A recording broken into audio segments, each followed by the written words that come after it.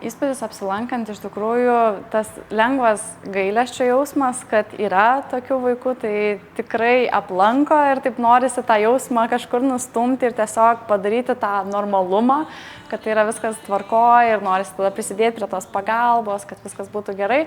Tai pinasi iš tikrųjų tokie ir liūdesio, bet ir džiaugsmo jausmai už tai, kad iš visą kliniką pastatė dėl to, kad pajuto poreikį ir visą tai auga ir padeda vaikam ir pasiekia rezultatų didelių su vaikų raida, kurie turėjo negalią. Tai man toksai, sakau, pinasi du jausmai, atrodo ir gaila vaikų ir šeimų, bet to pačiu labai didelis džiaugsmas dėl to, kiek pasiekė ir kiek padarė dėl tų vaikų sveikatos. Ką supratau dar, kad kiek galima daug prisidėti prie vaikų tos reabilitacijos ir kiek galima daug pasiekti būtent su gydymu vaikų, kurie turi negalią,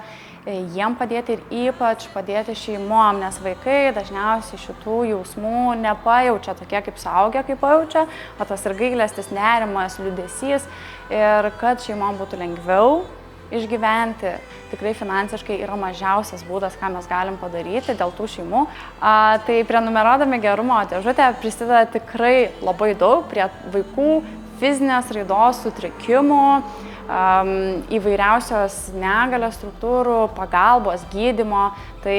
tikrai verta prisidėti prie gydymo sistemų ir padėti jiem augti, tobulėti, gerinti raidą, gerinti savijautą, nes tai yra be galo svarbu ir patiem vaikam, bet ir tėvam, kurie mato rezultatą, kurie mato, kad jų vaikas kažką daugiau geba padaryti, kad jam pavyksta, kad jisai auga. Aš manau, kad kiekvienas iš mūsų, kurie turi galimybę, turėtų prisidėti prie tokių akcijų.